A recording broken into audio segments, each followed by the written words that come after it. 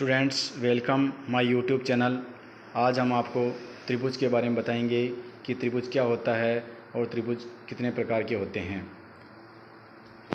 त्रिभुज, जैसा कि त्रिभुज की शब्द से ही पता चल रहा है कि त्रि प्लस भुज अर्थात तीन भुजाओं से बंद आकृति को त्रिभुज कहते हैं। इसे हम डायग्राम से भी समझ सकते हैं।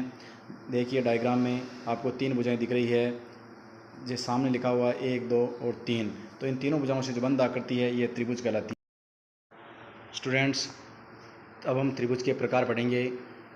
कोण के आधार पर त्रिभुज के प्रकार।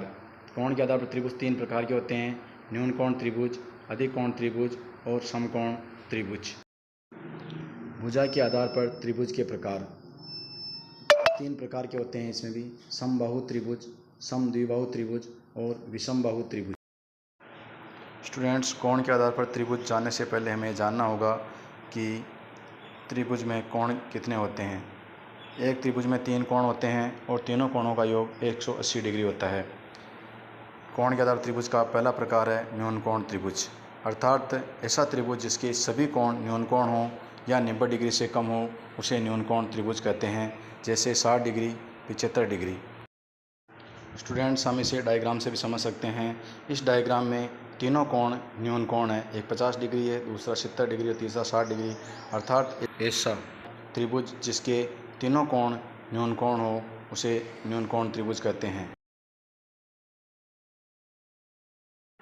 कोण के आधार पर त्रिभुज का दूसरा प्रकार होता है अधिक कोण त्रिभुज। ऐसा त्रिभुज जिसका एक कोण अधिक कोण होता है, अर्थात एक कोण 90 डिग्री से अधिक होता है, उसे हम अधिक कोण त्रिभुज कहते हैं, जैसे 110 डिग्री है, 150 डिग्री है।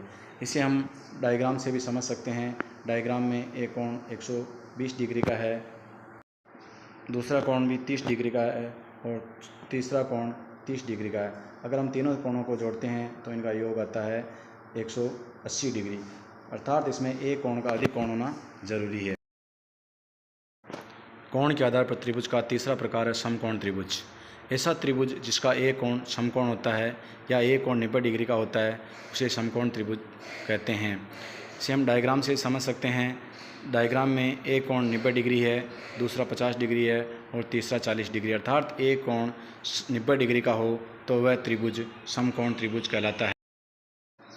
भुजा के आधार पर त्रिभुज के प्रकार। इसमें पहला है समबाहु त्रिभुज। जैसे नाम से ही पता चल रहा अपने को, सम प्लस बाहु। सम का अर्थ होता समान और बाहु का अर्थ होता भुजा, अर्थात ऐसा त्रिभुज जिसकी तीनों भुजाएं बराबर हो वह समबाहु त्रिभुज कहलाता है। डायग्राम में जैसा आपको दिख रहा होगा कि तीनों भुजाओं की नाप 5-5 सेंटीमीटर है, अर्थात तीनों भुजाएं बराबर है, तो उसे हम समबाहु त्रिभुज कहते हैं। भुजा के आधार पर त्रिभुज का दूसरा प्रकार है समद्विबाहु त्रिभुज।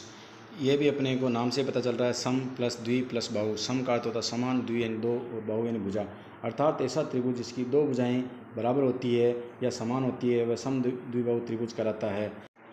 अब डायग्राम में देखिए, इस त्रिभुज में दो भुजाएं 5-5 सेंटीमीटर की है और एक भुजा 6 सेंटीमीटर है। तो ऐसा त्रिभुज जिसमें दो भुजाएं बराबर हो वह समद्विबाहु त्रिभुज कहलाता है। भुजा के आधार पर त्रिभुज का तीसरा प्रकार है विषमबाहु त्रिभुज। इसमें भी हम नाम से पता चल रहा है कि विषम प्लस बाहु, अर्थात विषम का अर्थ होता है असमान और बाहु का अर्थ होता है भुजा। ऐसा त्रिभुज जिसकी सभी भुजाएं असमान हो अर्थात बराबर न हो उसे विषमबाहु त्रिभुज कहते हैं।